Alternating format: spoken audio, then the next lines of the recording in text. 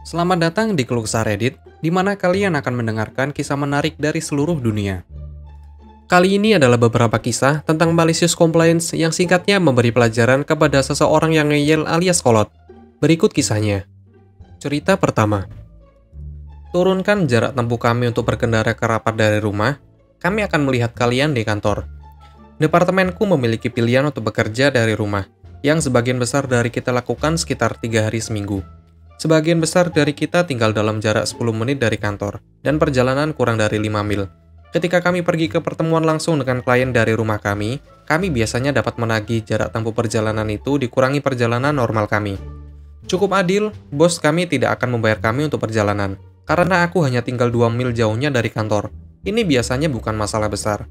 Tetapi hari ini, beberapa petinggi dalam keputusan bodoh mereka memutuskan kalau mereka perlu menurunkan kami sejauh 25 mil per perjalanan jika kami pergi ke pertemuan apapun langsung dari rumah. Karena bekerja dari rumah adalah hak istimewa dan mereka harus menghukum kami entah bagaimana. Itu lebih dari perjalanan yang pernah aku lakukan. Bahkan ketika aku tinggal di daerah pertanian dan pergi ke pekerjaan yang sama di kota. Dan perjalanan ke pertemuanku hampir tidak pernah lebih dari 25 mil, bahkan pulang pergi. Jadi, pada dasarnya kami tidak akan mendapatkan penggantian untuk biaya perjalanan kami, kecuali jika total mil untuk hari itu lebih dari 50 mil. Semua orang marah, terutama sekarang karena harga bensin mahal. Pemeriksaan jarak tempuh kami bahkan tidak keterlaluan untuk memulai. Aku mungkin membuat tambahan $30 setiap 2 minggu. Dan bagian yang paling lucu, kami diizinkan untuk bekerja sebagian besar hari dari rumah dan sebagian dari kantor. Jadi mulai sekarang, kami semua berhenti di kantor selama beberapa menit sebelum pergi ke pertemuan. Mungkin memerlukan tambahan 10 menit dari hari kita, jadi kami bisa dibayar untuk melakukan pekerjaan kami. Tidak peduli fakta kalau banyak jarak ke pertemuan lebih pendek ketika kami pergi langsung dari rumah, karena grup klien kami ditugaskan secara geografis berdasarkan tempat tinggal kami. Seluruh kantorku, termasuk bosku, dan bahkan kepala departemen terlibat dalam malicious compliance ini, dan itu akan menjadi luar biasa. Perusahaan tidak senang menghemat biaya 2 mil perjalanan. Oke, sekarang aku bisa membebankan jarak penuh perjalananku sebagai pajak kebodohan. Cerita kedua. Aku harus membayar biaya panggilan pribadi 10 sen itu. Selesai. Kembali pada hari-hari sebelum paket panggilan telepon seluler tanpa batas dan jarak jauh. Aku memiliki telepon flip berbayar dari perusahaan. Ada segala macam aturan rewel yang melekat pada menggunakannya. Tidak ada SMS, tidak ada panggilan jarak jauh, tidak ada nada dering khusus, dan tidak menggunakan kamera. Seperti yang aku katakan, aturan rewel. Satu-satunya pengecualian untuk aturan tidak ada panggilan jarak jauh adalah untuk perjalanan. Dalam pekerjaanku, aku jarang harus melakukan perjalanan ke area panggilan yang berbeda, yaitu roaming. Tetapi jika aku melakukannya, aku diizinkan satu panggilan jarak jauh per hari untuk menelpon ke rumah. Itu dia. Jadi, hari itu tiba ketika aku harus berpergian dan bermalam di hotel untuk bekerja. Ketika aku tiba di hotel, aku menelpon istri untuk memberitahu dia kalau aku tiba dan menghabiskan beberapa menit berbicara dengan anak-anak, makan malam, melakukan beberapa pekerjaan di depan TV di kamar hotel, dan pergi tidur. Keesokan harinya ketika aku menghadiri konferensi, aku mendapatkan telepon dari home office. Ketika aku berada di sebuah hotel besar, panggilan terputus jadi aku harus menelpon kembali. Tidak memikirkan apa-apa, kembali ke sesiku dan menikmati pembicara. Kemudian setelah aku kembali ke hotel, aku menelpon ke rumah untuk mengucapkan selamat malam kepada anak-anak.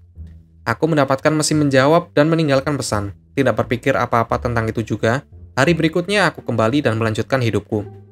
Pada akhir bulan, aku mendapat telepon dari finance.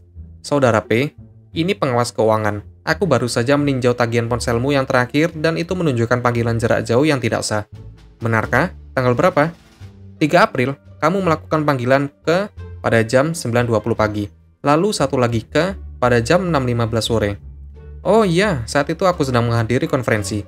Telepon pertamaku dari kantor, tetapi aku terputus dan harus menelpon kembali. Aku menelpon ke rumah dari hotel nanti. Jadi, bagaimana kamu ingin mengganti kami untuk biaya panggilan itu? Maaf. Panggilan kedua, kamu harus mengganti biaya untuk panggilan jarak jauh yang tidak sah. Kamu memiliki klaim pengeluaran dari konferensi sehingga aku dapat memotongnya dari itu. Atau kamu dapat membayar secara langsung. Berapa banyak yang kita bicarakan? 10 sen. 10 sen? 10 sen. Apakah kamu ingin itu dipotong dari klaim pengeluaranmu? Aku pikir aku sedang diprank. Dengan serius, aku duduk dalam keheningan yang tercengang selama beberapa saat. Tidak, kamu tahu, Aku akan membayarmu secara langsung, kataku dan berharap hari yang menyenangkan bagi supervisor. Aku membuka laci, tempatku memiliki uang receh, mengambil 2 sen, menempelkannya pada selembar kertas berukuran 8,5 kali 11 inch, dan menulis untuk biaya telepon seluler dan namaku. Aku kemudian mengambil amplop perusahaan, dialamatkan ke kantor keuangan, melipat kertas itu, dan memasukkannya ke dalam amplop. Aku meletakkan amplop itu di bagi surat keluar, yang ongkos kirimnya akan dibayar oleh perusahaan. Beberapa hari kemudian aku mendapat telepon dari pengawas keuangan sendiri, 3 kali gaji di atasku, dan biasanya tidak akan berinteraksi dengan seseorang di levelku. Rupanya supervisor mengeluh tentang aku. Ada apa tentang uang receh ini? Aku menjelaskan situasinya, memberitahu dia kalau supervisor bersikeras aku harus membayar biaya 10 sen dan aku menurutinya. Dia tertawa terbahak-bahak. Kertas, amplop, dan perangko telah merugikan perusahaan lebih dari apa yang mereka dapatkan. Bulan berikutnya, Departemen Keuangan memperbarui kebijakan telepon seluler. Sejak itu, hanya biaya jarak jauh lebih dari $10 yang harus diganti. Terima kasih telah menonton video ini. Kalian bisa like, komen, dan subscribe channel ini. Sampai bertemu di video selanjutnya.